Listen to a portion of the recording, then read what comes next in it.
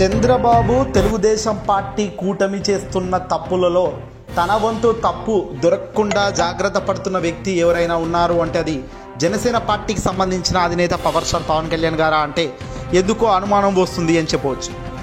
Deputy CM హోదాలో ఉన్న పవన్ కళ్యాణ్ తాను చక్క తన జాగ్రత్తలో తాను ఉంటూ అడుగులు వేస్తున్నారా? తెలుగుదేశం పార్టీ నేతలు కానీ చంద్రబాబు నాయుడు గారి చేస్తున్న తప్పులలో తన భాగస్వామ్యం లేకుండా జాగ్రత్త పడుతున్నారా? ఇదిగో ఈ వీడియో మొత్తం చూస్తే మీకే అర్థమవుతుంది. తాజాగా ఆంధ్రప్రదేశ్ డిప్యూటీ సీఎం పవన్ కళ్యాణ్ ముఖ్యమంత్రి చంద్రబాబు నాయుడు గారికి లేఖ రాశారట.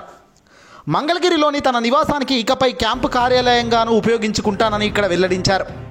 అందుకే విజయవాడలో కేటాయించిన క్యాంపు కార్యాలయాన్ని, ఫర్నిచర్ను, ఇతర సామాగ్రి సహా వెనక్కి తీసుకోవాలి అంటూ ప్రభుత్వాన్ని కోరుతున్నాను అంటూ పవన్ తన లేఖలో స్పష్టంగా పేర్కొనడం ఇప్పుడు సంచలనంగా మారింది.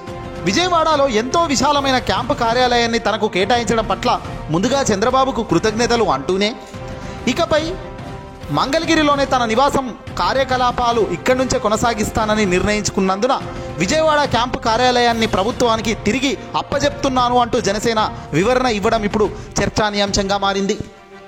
ఇదిలా ఉండగా పవన్ కళ్యాణ్ డిప్యూటీ సీఎంగా బాధ్యతలు చేపట్టగానే ఆయనకు విజయవాడలోని జలవనరుల శాఖకు చెందిన గవర్నర్పేటలోని భవనాన్ని క్యాంపు కార్యాలయంగా కేటాయించారు.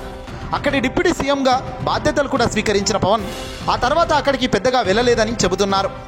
అయితే ఇప్పుడు ఉన్నట్టుండి ఆ భవనాన్ని ప్రభుత్వానికి అప్పగించడం ఆసక్తికరంగా మారింది. ఈ భవనానికి వాస్తుపరమైన ఇబ్బందులు, దోషాలు ఉన్నాయా అనే చర్చ కూడా జోరుగా రాజకీయ నాయకుల్లో చర్చ జరుగుతుంది. ఆ భవనంలో 2014-2019 మధ్య తెలుగుదేశం పార్టీ ప్రభుత్వంలో మంత్రిగా ఉన్న దేవినేని ఉమామహేశ్వరరావు, అలాగే వైఎస్ఆర్సీపీ పార్టీ ప్రభుత్వంలో మంత్రులుగా ఉన్న బొత్స సత్యనారాయణ, అనిల్ కుమార్ యాదవ్ లాంటి వాళ్ళు అక్కడ ఆ కేంద్రంగా పనిచేశారు. అయితే ఆ తర్వాత వీరు రాజకీయంగా ఇబ్బంది పడ్డారు. అందుకే ఈ భవనం కలిసి రాదనే సెంటిమెంట్ పవన్లో ఉంది కాబట్టి ఇమీడియట్గా దాన్ని వెనక్కి ఇచ్చాడా అనే వాదన ఇప్పుడు వినబడుతుంది. ఈ నేపథ్యంలోనే మరో వాదన కూడా తెరపైకి వస్తుంది.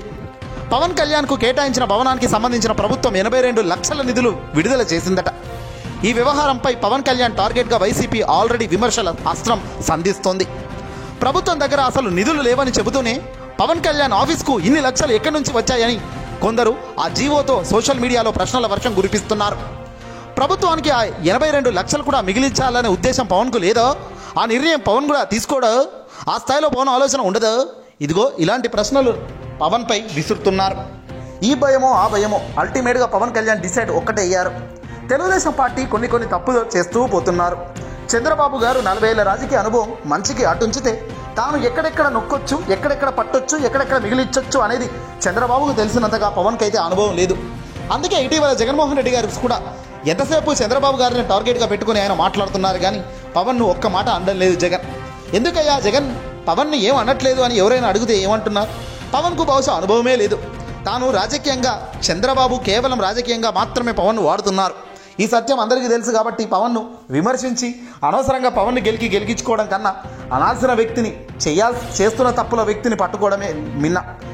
చంద్రబాబు, తెలుగుదేశం పార్టీ నేతలు చేస్తున్న తప్పులో ఇరుక్కుండా పవన్ తనకు ఉన్న ఆ శాఖలను, డిప్యూటీ హోదాను కాపాడుకుంటూ మంత్రి స్థాయిలో తాను తప్పులు చేయకుండా, తాను ఎలాంటి అవినీతికి పాల్పడకుండా, తాను ఎలాంటి డర్టీ కార్యకలాపాలకు నిర్వహించకుండా జాగ్రత్తగా ఉంటేనే 10,000 అనుకుంటున్నారు.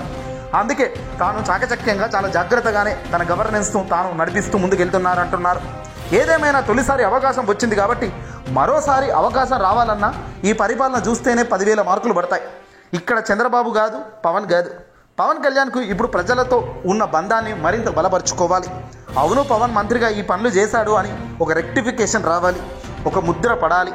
పవన్కు వచ్చిన ఈ అవకాశాన్ని గొప్ప స్థాయిలో తాను వినియోగించుకోగలిగితేనే రాబోయే కాలంలో రాజకీయ మనుగడ ఉంటుంది, లేదంటే శూన్యం అవుతుంది. దీన్ని దృష్టిలో పెట్టుకున్న పవన్ చాలా జాగ్రత్తగానే ముందుకు అడుగులు వేస్తున్నారు. కానీ ఇది ముందు ఇంతే జాగ్రత్త ఉంటుందా? చంద్రబాబును ఇన్స్పిరేషన్గా తీసుకొని నారా లోకేష్ చంద్రబాబు చెప్పేవన్నీ కూడా ఫాలో అవుతూ తాను తప్పులలో ఇరుక్కుంటాడా అన్నది ఖచ్చితంగా చూడాల్సిన పరిస్థితే ఉంది. చూడాలి కూడా. ఈ వీడియోని అసలు లైక్ కొట్టి తప్పక షేర్ చేయండి.